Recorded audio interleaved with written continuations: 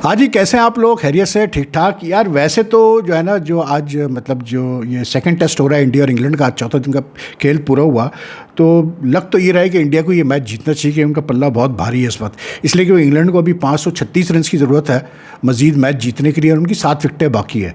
लेकिन 536 रन तो एक इनिंग्स में बनते, मतलब एक पूरे दिन में बनते नहीं, बहुत बहुत मुश्किल है। तो लाइक इंग्लैंड के पास एक ही ऑप्शन है कि दे गो फॉर अ ड्रॉ, ठीक है ना। They try to play out a draw, they try to play out 90 overs tomorrow on the final day, which is very much a possibility given के जी 1500 से ऊपर रन बन चुके हैं इस टेस्ट मैच में अब तक। जैसे मैंने कहा कि एजबैस्टन की जो पिच है ना, ये it's a pitch of a test pitch, इसलिए क्योंकि रन्स भी बन रहे हैं और विकटें भी गिर रही है। लेकिन इसमें एक जो नोटेबल चीज़ है ना इस मैच में, वो ये है कि जब पार्टनरशिप लगती है यहाँ पर तो बहुत लंबी पार्टनरशिप्स हो रही है। जैसे आज हमने देखा इंडिया की इनिंग्स में भी शुभमन गिल ने जो फिर 160 रन किए, ऋषभ पंत, जडेजा ने 60 रन किए, यानी कि लंबी पार्टनरशिप्स लगती है।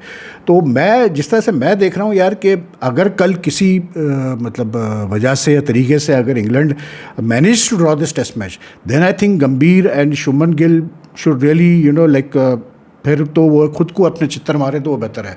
इसलिए क्योंकि यार ओवर किल था आज।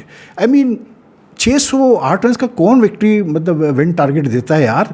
मतलब ऐसा भी क्या इतना लंबा खींचने की ज़रूरत थी? आप जितने जल्दी इंग्लैंड को बैटिंग कराते उतना बेहतर होता। At the end of the day 16 over तो खेले इंग्लैंड ने, लेकिन मतलब आप उनको 16 या 25 ओवर खिलाते हैं, 30 ओवर खिलाते हैं, तो हो सकता है कि शायद 5 विकेट उनकी गिरी हुई होती है। क्योंकि जब एक वो चल रहा होता है, एक मोमेंटम, हमने देखा इस टेस्ट मैच में मोमेंटम बनता है कि विकेटें गिरती है तो 2-3 विकेटें एक साथ गिरती है। अब आप 608 तक आप वेट कर रहे हैं लीड लेने के लिए, फिर डिक्लेयर कर रहे हैं, it made no sense to me यार। मतलब ठीक है, रन्स तो अपनी जगह होते हैं, बिल्कुल मैटर करते हैं, लेकिन एट द एंड होते हैं and then top it all, मतलब उसमें जो कमाल था ना वो ये था कि एक तरफ शुभमन गिल 161 रन कर रहा है 162 पे बॉल्स पे, ठीक है, 99 का स्ट्राइक रेट उसका, 8 छक्के मारे उसने, 13 चौके। दूसरी तरफ ऋषभ पंत 65 कर रहा है 58 बॉल्स पे, 8 चौके 3 छक्के, 112 का स्ट्राइक रेट। और जब डिक्लेरेशन का टाइम आया, ठीक है, जब डिक्लेरेशन इनको करनी चाहिए थी आफ्टर टी, तो उस पर जडेजा साहब बैटिंग कर रहे हैं, 69 कर रहे हैं वो 118 बॉलों पे, 5 चौके 1 छक्का, 58 का स्ट्राइक रेट। मतलब नो सेंस एट ऑल। मतलब व्हाट, क्या करना चाह रहा था जडेजा? क्या मतलब वेयर आउट करना चाह रहा था इंग्लैंड बॉलर्स को? मतलब उस वक्त तक तो 500 से ऊपर की लीड हो चुकी थी यार। तो मतलब what was the purpose of delaying the declaration for so long? India win tomorrow और they don't win, that is besides the point. But thing is कि कुछ डिसीजन ऐसे होते हैं जो कि आपको बाद में रिट्रोस्पेक्ट में सोचने पड़ते हैं। आई थिंक 608 वाज ओवर किल, इसलिए क्योंकि वैसे भी यार टेस्ट क्रिकेट हिस्ट्री में 400 से ऊपर कुछ का मतलब हाईएस्ट सक्सेसफुल रन चेस है। तो आप इंग्लैंड की टीम है, ठीक है, इंग्लैंड ने 2 दफ़ा आपके खिलाफ 370 रन करके मैच जीते हैं इन रिसेंट टाइम, वो अपनी जगह ठीक है। लेकिन यार आई मीन ये इंग्लैंड की टीम है, कोई सुपरमैन थोड़ी है भाई, कोई सुपर हीरोज़ की टीम थोड़ी है जो कि मतलब 600 का टारगेट चेस कर लेगी यार। आप 500 सवा 500 पे डिक्लेयर कर देते, ख़त्म थी बात। आप 500 सवा 500 पे मतलब डिक्लेयर करते तो ये होता कि इंग्लैंड को भी मतलब they batsman would have at least gone for the shots in attempt to कि चलो जी ये मैच जीत भी सकते हैं हम। लेकिन अब क्या होगा कि कल जब वो आएंगे तो उनको पता है यार 536 तो बिल्कुल कर्टन्स डाउन है as far as the win is concerned, तो उनका माइंडसेट ही मतलब आराम से खेलने का होगा। और उनकी अभी बैटिंग बाकी है, हमने देखा जेमी स्मिथ भी अभी आना है, बेन स्टोक्स ने रन्स नहीं किए हुए, ही इज़ ड्यू रन्स, उसने आना है। और फिर उनकी टेल भी ठीक ठाक है, कोई इतनी हल्की टेल नहीं उनकी। फिर अभी ब्रुक खेल रहा है, ओली पोप खेल रहा है, तो आई डोंट नो यार, थोड़ा सा मुझे लगा कि बहुत खींच दिया शुभमन ने मतलब डिक्लेरेशन को। लेकिन बहरहाल यार बात वही है कि हम यहाँ बैठ के बात कर सकते हैं, वो वहाँ बैठे हुए ग्राउंड पे वो मैच खेल रहे हैं, वो ड्रेसिंग रूम में क्या डिस्कस हो रहा है क्या नहीं हो रहा है। May be he is ultra confident कि मेरे बॉलर जो है वो कल बॉल आउट कर देंगे इंग्लैंड को। लेकिन थिंग इज़ के the number of run scored in this test match, like इतने रन एक टेस्ट मैच में बने और फिर उस पर भी रिजल्ट आने के चांसेस हो, तो ये भी कमाल है। तो इसलिए मैं कह रहा हूँ कि जो एजबैस्टन पिच जिसने भी बनाई है, जिस क्यूरेटर ने बनाई है, ग्राउंड स्टाफ ने बनाया, उनको भाई उनको सल्यूट है। मतलब ऐसी टेस्ट पिच होनी चाहिए कि रन्स भी बने, विकटें भी गिरे, और उसके बाद जो है फिर कैसे बोलते रिजल्ट के भी चांसेस फुल आए। और अभी आखिरी दिन का कल खेल बाकी है, तो बड़ा टेंस एक पीरियड होगा कल, 3 जो सेशन होंगे पता नहीं इंग्लैंड हैंग ऑन करता है नहीं करता है, लेकिन अब फिर बॉलर्स को पता है कि यार हमारे पास पूरा चांस है कि अब इनको आउट कर सकते हैं और मैच जिता सकते हैं अपनी टीम को. But if India manage to win this match and draw the series, like level the series 1-1, it would be a great achievement. इसलिए क्योंकि जो टीम सिलेक्शन हुई है इंडिया की for this match, there has been a lot of criticism about that. Even I was not what you call it, to be honest, satisfied कि ये आप मतलब ऑलराउंडर्स को खिला रहे हैं ज़्यादा और आप स्पेशलिस्ट बॉलर्स को खिला रहे हैं. लेकिन बहरहाल ये क्रिकेट है, it's a game, it's a strange game. We have seen many strange things happening, but today it was all Shubman Gill. I mean उस बंदे की जो फॉर्म है, this is only his second test as captain. 161 runs to add to his 269 in the first innings. The guy has scored 430 runs in just one test match. Add to that is 147 in the first innings of the first test. So he's already what do you call it, मतलब आप लगाए तो 430 और 577 run कर चुका है ये बंदा. ठीक है. The highest runs scored in a test series ever in cricket history are 970 something by Sir Don Bradman.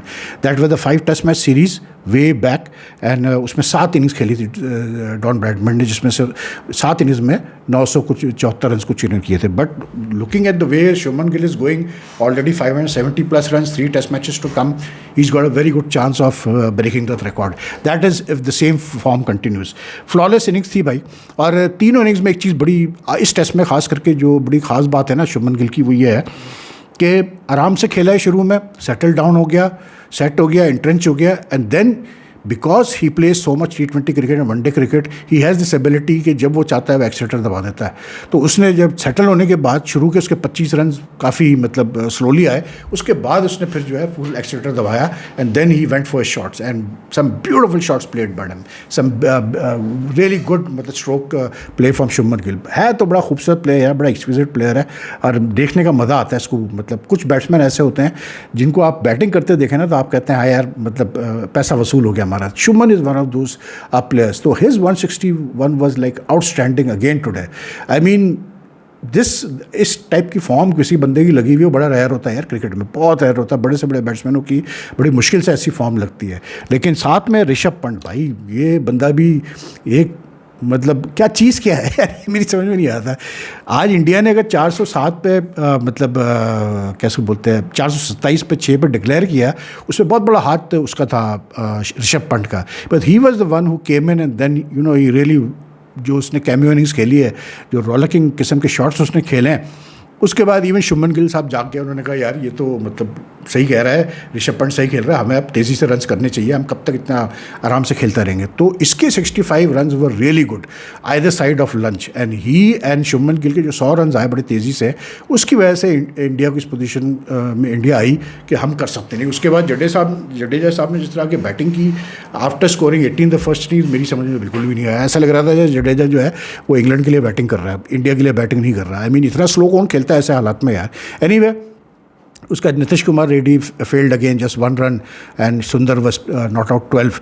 लेकिन ये कि like the way India resume today and batted, like you no मुझे एक फील आई कि time काफ़ी है test match में, लेकिन फिर भी है थोड़ा सा. इवन केएल ने 50 किए, 55 किए, लेकिन again bit of urgency would have been good. Karun Nair 26 करके आउट हो गया.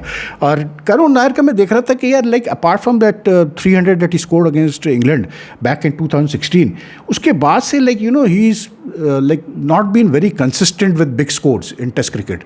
ठीक है वो 2017 से खेला नहीं, अब खेल रहा है 2017 के बाद, लेकिन I think he needs to get at least 50+ scores to you know like vindicate his selection. लेकिन बहरहाल चले, मतलब अपना दूसरा ही टेस्ट खेल रहा है 17 साल की कमबैक, मतलब तकरीबन कोई 8 साल के कमबैक के बाद. तो ही प्लेड वेल फॉर 26, मतलब he manage 26 before Carse got him. उसके बाद जिस तरह से like Siraj and Akash Deep bowled when England batted the second time, I think कि जो गलती इंडिया ने पहले टेस्ट में की थी कि बहुत बैक ऑफ लेंथ कर रहे थे, और अभी भी प्रसिद्ध कृष्णा यही काम कर रहा है, लेकिन ये कि इन दोनों ने ना, आकाश और सिराज है को अंदाज़ा हो चुका है कि आपने जो है ऐसे मतलब उस कॉरिडोर ऑफ अनसर्टनिटी में आपने बॉल को पिच करना है जहाँ बैट्समैन या तो शॉट खेले या फिर वो जो है कोई एरर करे। इसलिए क्योंकि पीछे जब बैक ऑफ लेंथ आप बॉल करते हैं या इवन गुड लेंथ पे करने की कोशिश करते हैं तो ऐसी पिचेस पे जो है ना, क्योंकि ज़्यादा क्या कहते हैं अपना what you call it, lateral movement नहीं है, इतना स्विंग तो बहुत ही कम है, सीम जो कुछ भी ऑफ द पिच वो इतना ज़्यादा नहीं है, तो उसमें क्या होता है कि you need to pitch it up further to make the ball seam a bit and to मतलब इंश्योर के बैट्समैन कुछ गलती करे। उसमें होता है कि ओवर पिच भी हो जाती है, गेंद मार भी पड़ती है, लेकिन फिर आपको जो है विकेट लेने के भी चांसेस बढ़ते हैं। अब जैसे सिराज ने एक विकेट ली, सिराज ने उसको क्या कहते हैं अपना क्रॉली को 0 पे आउट किया, और उसके बाद फिर आकाश ने जो है उसको जो रूट को, द बिगेस्ट विकेट वॉज जो रूट, मतलब जो क्लोज ऑफ प्ले से पहले उसने बोल्ड किया उसको 6 रन पे। अब आप देखें ये है क्रिकेट भाई, कि जिस पिच पे यानी कि बड़े बड़े रन्स बन रहे हैं, यानी कि लंबे स्कोर हो रहे हैं, उस पिच पे जो दुनिया का बेस्ट बैट्समैन है इस वक्त जो रूट, उससे रन नहीं हुए। कमाल है ना ये, इसीलिए क्रिकेट की यही खूबसूरती है। क्रिकेट क्यों लोग इतना पसंद करते हैं कि जो अनसर्टनिटीज क्रिकेट की है ना वो कमाल है। आप दूसरे स्पोर्ट्स में चले जाएं, आपको पता है जो बड़ा प्लेयर है वो तो परफॉर्म करेगा ही करेगा, रेयरली ऐसा होगा कि वो नहीं परफॉर्म करेगा, अपसेट्स होंगे, सब कुछ होगा, लेकिन ये क्रिकेट की एक खास बात है कि यू नेवर नो यार what cricket can throw up for you. It's a very cruel game, it's a leveller. मतलब इस पिच पे जो रूट से रन नहीं हुआ है सोचे आप, और इसने जो बोल्ड मारा है आकाश ने उसको, आप देखें क्रीज का कितना ज़बरदस्त उससे इस्तेमाल किया। थोड़ा उसने पहले जो है क्लोज टू द स्टम्प्स खिलाया रूट को, क्योंकि क्लोज टू द स्टम्प्स में आपका एंगल नहीं बन रहा होता है, बैट्समैन का बल्ला भी जो है वो आराम से स्ट्रेट खेलता है वो, लेकिन फिर जब उसने वाइड ऑफ द क्रीज जाके थोड़ा सा एंगल बनाया ना और फुल लेंथ पे पिच किया उसने, और मतलब बीटन ख़त्म, मतलब इनिशियल लाइन पे खेलने गया रूट, लेकिन उसके बाद तो जो है वो जो एक कहते हैं ना जाफा, ही हैड नो मतलब आइडिया कि फिर किस तरह से मैं उसको काउंटर करूँ। तो आकाश ने बहुत बड़ी विकेट ली यार, and he really bowled very well, and if he and Siraj can bowl like this tomorrow also then they have very high chances कि इंडिया ये मैच जीत जाएगा और बड़े मार्जिन से जीतेगा, वो तो ऑब्वियसली बात है। लेकिन ये कि very good spells from this fellow Siraj and Akash, they bowled 16 में से तकरीबन उन्होंने कोई 13 ओवर कराए, सिर्फ 3 ओवर कृष्णा को मिले, शुक्र है उसने इतने रन नहीं दिए, लेकिन Krishna has not been very impressive you know at all so far in this series. उसकी वजह ये है कि यार वो मतलब जो है ना वो सीम अप करता है, and I would have expected him कि वो थोड़ा सा अगर बॉल आगे और थोड़ा सा गुड लेंथ पे फुल लेंथ पे करे बहुत फ़र्क पड़ेगा, लेकिन वो बहुत बैक ऑफ द लेंथ करता है। पेस उसके बाद इतनी है नहीं कि वो शॉर्ट, इस पिच पे शॉर्ट जो इतनी स्लो पिच हो, इस पे तो शॉर्ट पिच करना क्रिमिनल है unless you are bowling at 150 something plus. तो आई थिंक कि वो रीज़न की वजह से भी जो है प्रॉब्लम आ रही है शॉर्ट पिच बॉल को।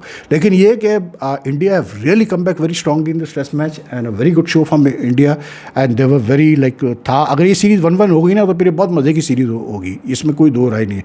और अगर ये 1-1 हुई, आप फिर देखिएगा कि आगे जो टेस्ट मैचेस होंगे ना बाकी 3, उसमें then England will go for more such pitches where there will be more swing and seam, फिर और मज़ा आएगा, फिर आपको पता चलेगा कि यार टॉप बैट्समैन किस तरह से काउंटर करते हैं स्विंग और स्विंग को। लेकिन anyway India in strong position, good batting display, लेकिन like again set I think it was overkill to stretch your lead so much, मतलब इतना डरने की ज़रूरत नहीं है यार।